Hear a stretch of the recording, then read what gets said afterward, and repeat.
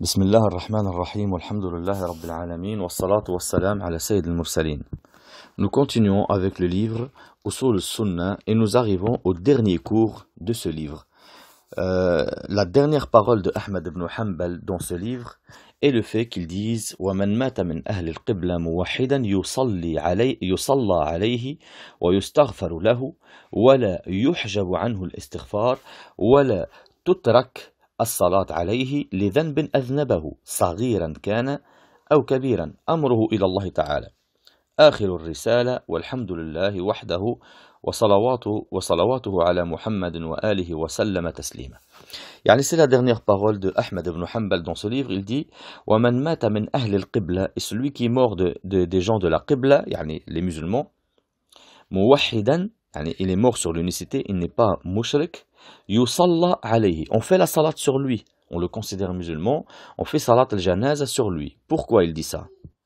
Et ensuite il dit wa yustaghfar lahu, on demande yani l'istighfar, on dit qu'Allah lui pardonne. Pourquoi il dit ça? Il dit wa la yuhjab anhu l'istighfar wa la tutrak as-salat alayhi li dhanbin adhnabah, yani c'est pas parce qu'il a fait un péché parmi les péchés, grand ou petit péché, qu'on va pas faire salat sur lui. Amruhu ila Allah, c'est Allah qui choisit. S'il va le faire souffrir, s'il va le faire entrer en enfer ou au paradis, mais nous, on le considère comme musulman. Première chose, il dit, celui qui meurt parmi les gens de Tawhid, les musulmans, on fait salat al-janaza sur lui. Il faut en conclure automatiquement la compréhension de l'inverse, et que celui qui meurt, qui ne faisait pas partie des gens de l'unicité, qui n'était pas musulman, on ne fait pas la salat mortuaire sur lui. Car clairement, Allah dit dans le Coran, ولا تصلي على أحد منهم مات أبدا ولا تقم على قبره, يعني ne fais jamais la salat sur l'un d'entre eux, يعني les kuffars, jamais, et ne te mets pas debout sur sa tombe. D'ailleurs, ça c'est pour la salat. Et maintenant pour l'istighfar, pourquoi il dit يعني celui qui meurt sur le tawhid, on dit pas, on fait pas l'istighfar sur lui. On en comprend automatiquement que celui qui meurt kafir, on fait pas les du'a de rahma sur lui. Par exemple, qu'Allah lui fasse miséricorde, rahimahullah, ou qu'Allah lui pardonne. Celui qui meurt mécréant, on fait pas ce du'a sur lui, car Allah dit dans le Coran, ما كان للنبي والذين آمنوا أن يستغفروا للمشركين ولو كانوا أولي قربى من بعد ما تبين لهم أنهم أصحاب الجحيم. يعني il n'appartient pas aux prophètes ni à ceux qui ont cru qu'ils demandent la miséricorde aux kuffars, aux associateurs, même si c'est leurs proches, même si, يعني ça veut dire même si c'est ton père, ta mère, ton frère, après que tu as eu la preuve qui fait partie des gens de l'enfer. Comment on a eu la preuve qu'il fait partie des gens de l'enfer? En bref, il est mort mushrik, il est mort kafir. Et celui qui meurt kafir, il n'y a pas de doute dessus. Celui qui meurt mushrik, celui-là on ne dit pas il est peut-être au paradis ou peut-être en enfer. Celui qui meurt sur la mécréance, celui-là il est en enfer éternellement, il n'en sortira jamais. Et Allah nous interdit de faire les invocations de rahma, de l'istighfar sur lui. Et ensuite, Ahmad ibn Hanbal, il nous dit وَلَا تُتْرَكُ الصَّلَاةُ عَلَيْهِ لِذَنْبٍ أَذْنَبَهُ صَغِيرًا كَانَ أَوْ كَبِيرًا أَمْرُهُ إِلَى اللَّهِ عَزَّ وَجَلَّ. Yani, c'est pas parce qu'il a fait un grand péché ou un petit péché qu'on va dire à partir du moment que ce n'est pas du shirk.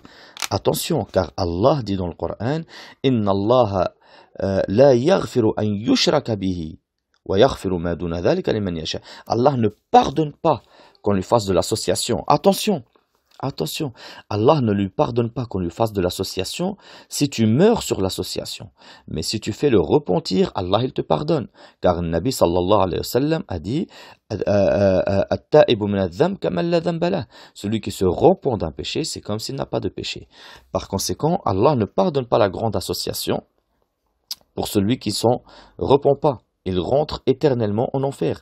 Mais celui qui ne fait pas la grande association, qui fait n'importe quel autre péché, celui-là, il ne sort pas de l'islam.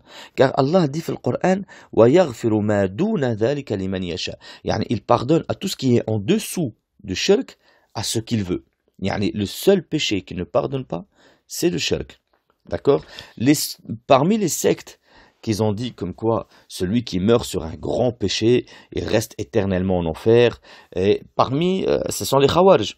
Et une autre secte a dit, celui qui meurt sur un grand péché, il est ni en enfer ni au paradis, il est au milieu. Mais bon. Les Khawarij, effectivement, ils disent que si tu meurs sur un grand péché, tu restes éternellement en enfer. Et bien sûr, ça, c'est une grande erreur de leur part, car on a des hadiths clairs et nets où le prophète, sallallahu alayhi wa sallam, va voir des musulmans qui faisaient justement des petits et des grands péchés, qui sont en enfer. Comment il va les reconnaître, le prophète, sallallahu alayhi wa sallam? Les endroits de la prière ne brûlent pas. C'est-à-dire que leur visage, leurs mains, leurs genoux et leurs pieds ne sont pas touchés par le feu, car c'est les endroits sur lesquels ils se prosternaient. Et le prophète va intercéder pour eux pour qu'ils sortent de l'enfer. Ça veut dire qu'en fait, ces gens-là faisaient des péchés et ils sont sortis de l'enfer. Le musulman ne reste jamais éternellement en enfer. D'accord? Taïb. La question, est-ce que le grand péché ou le petit péché le font sortir de l'islam? Non, s'il le fait. Pourquoi je dis s'il le fait? Parce que vous allez voir qu'il y a une différence entre faire un péché et autoriser un péché. Il y a une grande différence.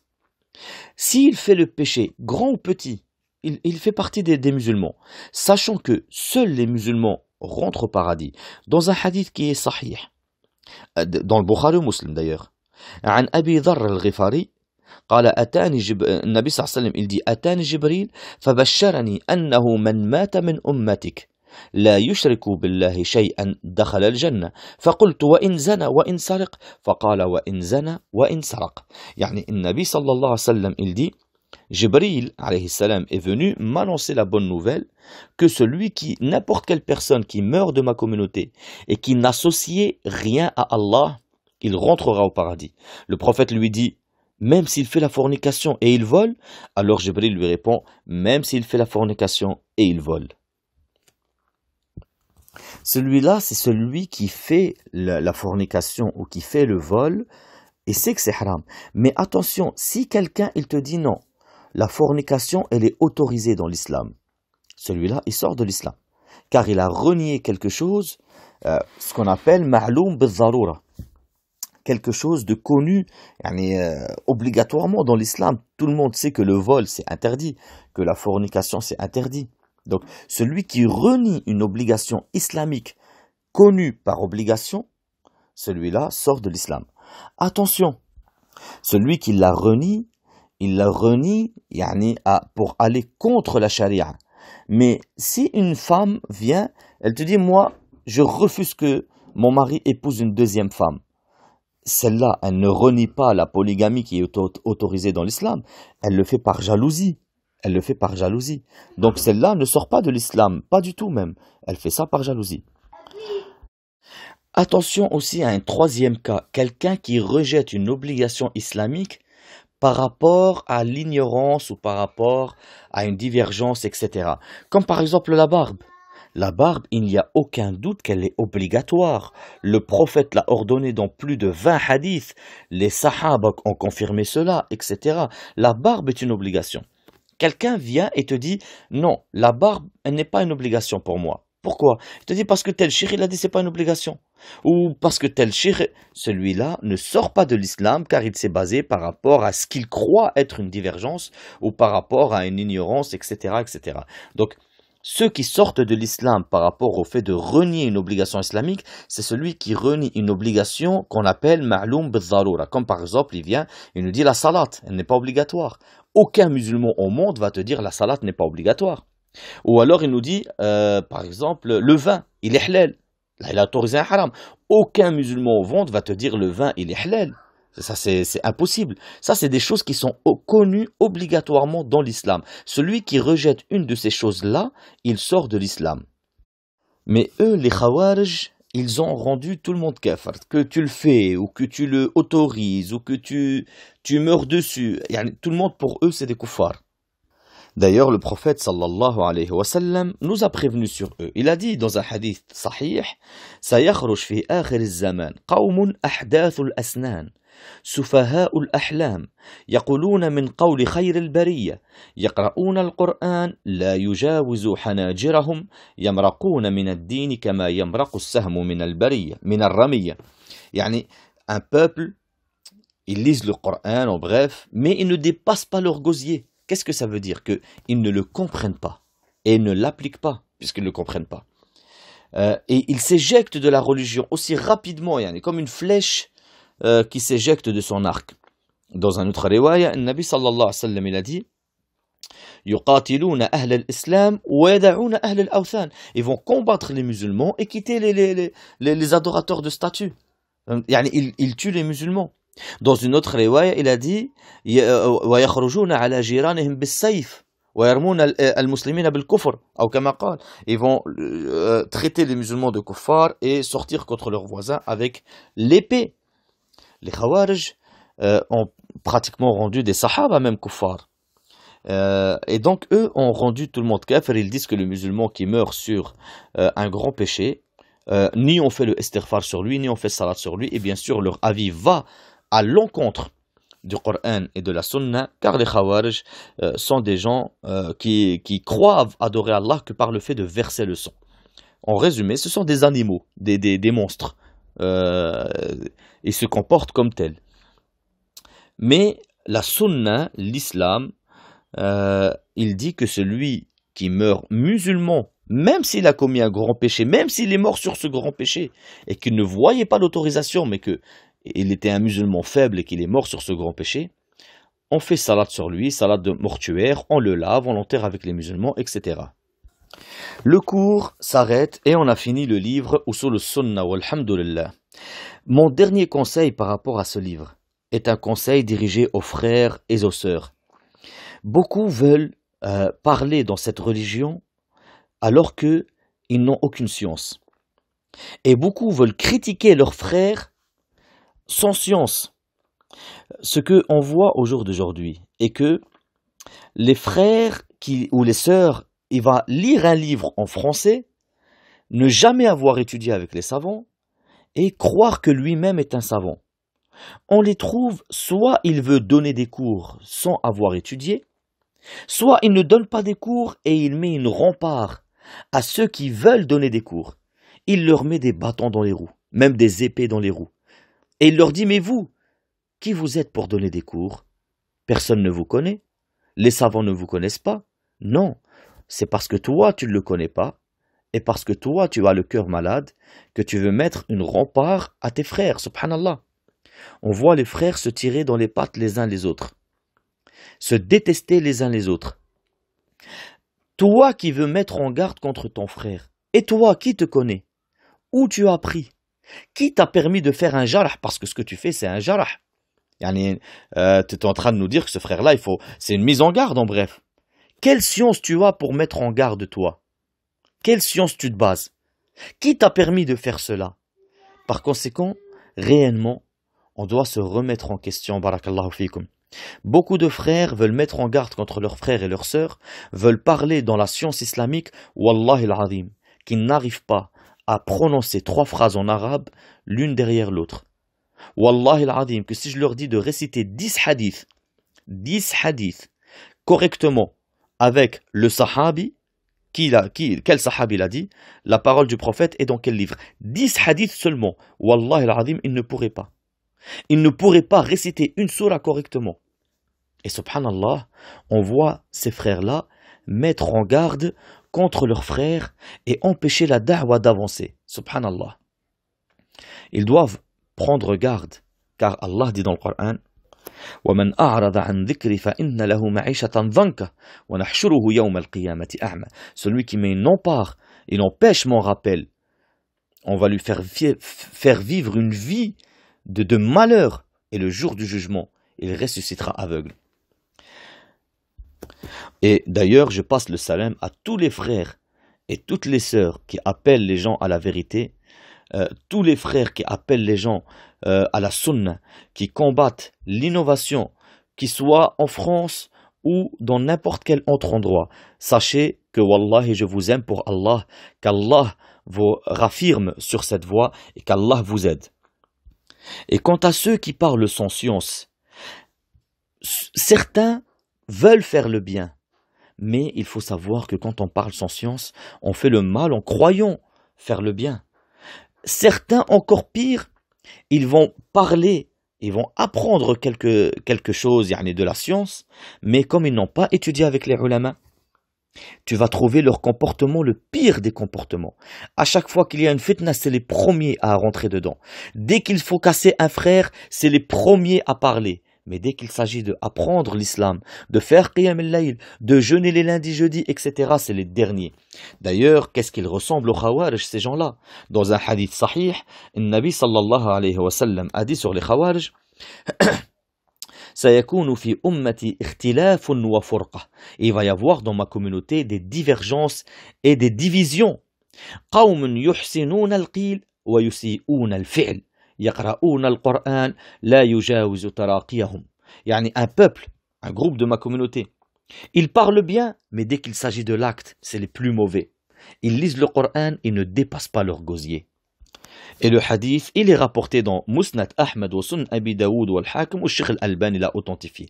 Par conséquent, barakallahu fikum, méfiez-vous du fait de vouloir attirer les gens par votre parole alors que vous-même, vous êtes les derniers à faire quoi que ce soit. Et méfiez-vous, barakallahu fikum, de l'animosité et de la jalousie.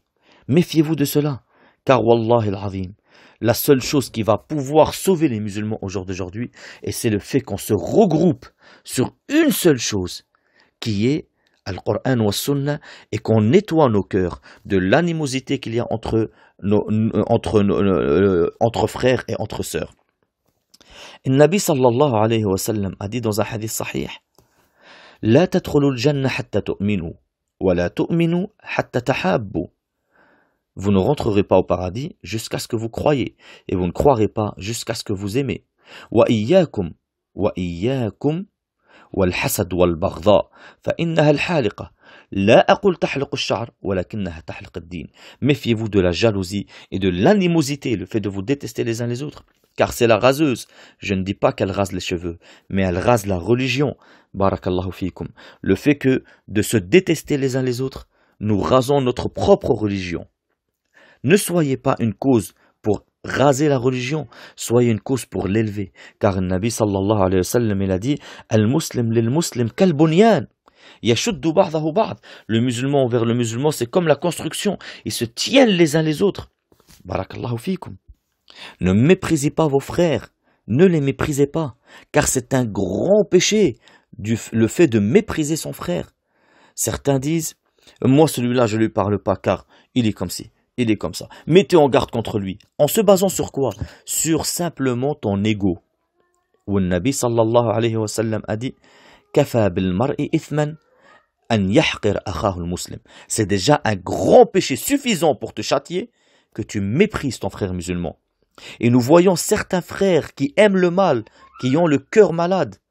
Quand leur frère fait une erreur, ils ne cherchent pas à le conseiller et à élever son frère. Mais il cherche à le détruire et à humilier son frère, et il fait tout pour propager ses erreurs, tout pour propager que c'est un ignorant, et tout pour propager que cette personne-là, il faut faire attention. Subhanallah, le Nabi sallallahu alayhi wa sallam a dit Man satara musliman satarahu Allah. Celui qui préserve un musulman, Allah va le préserver. Et contrairement à ceux qui préservent les musulmans, yani celui qui divulgue les erreurs des musulmans, le prophète l'a comparé à l'hypocrite et lui a dit Ya man amana bilisanih wa lam yadkhul al-iman fi qalbihi la tattabi' awrat al-muslimin. Toi qui as cru par la langue et que la foi n'est pas rentrée dans son cœur, ne suis pas les défauts des musulmans. فمن تتبع عورة المسلم تتبع الله عورته ومن تتبع الله عورته فضحه ولو كان في بيته. Celui qui suit les défauts des musulmans, Allah va suivre ses défauts, et celui que Allah suit ses défauts, il va l'humilier même s'il est dans le plus profond de sa chambre. Qu'est-ce que Allah nous a ordonné? Il nous a ordonné premièrement la fraternité. Le prophète nous a ordonné la fraternité. Allah dans le Coran, il nous dit وَاعْتَصِمُوا بِحَبْلِ اللَّهِ جَمِيعًا وَلَا تَفَرَّقُوا. Accrochez-vous à la lance d'Allah ensemble tous et ne vous dispersez pas. Ou le Nabi sallallahu alayhi wa sallam il a dit وَكُونُوا عِبَادَ اللَّهِ إِخْوَانًا. Soyez adorateurs d'Allah, frères. Par conséquent, tout ce qui empêche cette fraternité et tout ce qu'ils font pour que les frères se divisent, sachez que un grand châtiment vous attend. Car la fraternité est une ni'ma, est un bienfait. فَأَصْبَحْتُمْ بِنِعْمَتِهِ إِخْوَانًا, comme Allah il le dit. Vous êtes devenus par sa grâce des frères. Et Allah dit dans le Coran, وَمَنْ يُبَدِّلْ نِعْمَةَ اللَّهِ مِنْ بَعْدِ مَا جَاءَتْهُ فَإِنَّ اللَّهَ شَدِيدُ الْعِقَابِ. Celui qui change la ni'ma d'Allah, la grâce d'Allah après qu'elle est venue, sachez que Allah est dur en châtiment. Par conséquent, ceux qui essayent de séparer entre les frères, repentez-vous à Allah. Barakallahu fikum. Nous sommes frères, nous sommes là pour appeler au paradis, pas pour pousser les gens en enfer. Nous sommes là pour tirer les gens vers le paradis. Et ça, nous le faisons avec la miséricorde, avec la rahma, avec le bon comportement, avec la clémence et la douceur. Nous ne sommes pas là pour pousser les gens en enfer comme le font certains. Sachez que le prophète sallallahu alayhi wa sallam a dit سيأتي على الناس سنوات خداعة أو سنوات خداعات يصدق فيها الكاذب ويكذب فيها الصادق ويؤتمن فيها الخائن ويخون فيها الأمين وينطق فيها الرويبضة قيل وما الرويبضة فقال صلى الله عليه وسلم الرجل التافه يتكلم في أمر العامة. Yani le prophète sallallahu alayhi wa sallam dit va venir vers les gens des années traîtresses. On va traiter le véridique de menteur et on va traiter le menteur de véridique. On va faire confiance aux traîtres et on va traiter le confiant de traître et vont parler dedans à Rouaybida. On lui a dit à Rasulallah, c'est quoi Rouaybida? Yani, dans une traduction rapprochée, il a dit yani, le vaurien qui connaît rien, qui parle dans tous les sujets. Un sujet, il ne le connaît pas, il parle dedans. Subhanallah. Si deux plombiers parlent des toilettes, du matériel qu'il faut pour installer des toilettes, tu n'oseras pas parler avec eux. Parce que tu n'y connais rien, tu as peur de t'humilier. Et pourtant, quand on parle de religion, tu oses parler, tu prends la parole et carrément tu veux prouver que tu as raison en te basant sur rien, sur ton ignorance seulement. Par conséquent, barakallahu fikum, Allah vous ordonne et il nous dit Ad'u ila Allah ala basira ana wa man ittaba'ani. Yani Nabil dit j'appelle Allah avec science, moi et tous ceux qui m'ont suivi. Nous devons appeler Allah avec science. Nous devons élever nos frères et pas les rabaisser. Nous devons être une passerelle vers le paradis et non une passerelle vers l'enfer. Nous devons être des clés pour le bien, des clés qui ouvrent les portes du bien et non des clés qui ouvrent les portes du mal. Allah nous a ordonné la fraternité et l'amour entre nous et nous a ordonné toute cause qui peut préserver cette fraternité et nous a interdit toute cause qui peut détruire cette fraternité. Comme dans le hadith où le prophète sallallahu alayhi wa sallam dit par exemple La tadabaru wa la tabaghadu wa la tanajashu wa la yabi' ba'dukum ala bay'i ba'd wa la yakhtub ba'dukum ala wa la yakhtub muslimun ala khutbat akhihi ou kama qala. Ne vous tournez pas le dos, ne vous détestez pas, que aucun de vous ne vont sur la vente de son frère. Il nous a interdit chaque chose qui va léser cette fraternité. Il nous a ordonné le bon comportement. Et il nous a montré que le bon comportement, c'est la chose la plus lourde sur ta balance le jour du jugement. Et il nous a montré que le bon comportement, il t'élève en degré. Et il nous a montré que celui qui ne suit pas le bon comportement, il va être détruit. Comme le dit Abu Hurayrata radiyallahu anhu, Man la ya'ud kalamahu min amalihi wa akhlaqahu min dinihi hulika wa huwa la yash'ur. Abu Hurayra, il dit celui qui considère pas sa parole, elle fait partie de ses actes et que son comportement fait partie de sa religion, il sera détruit sans s'en apercevoir.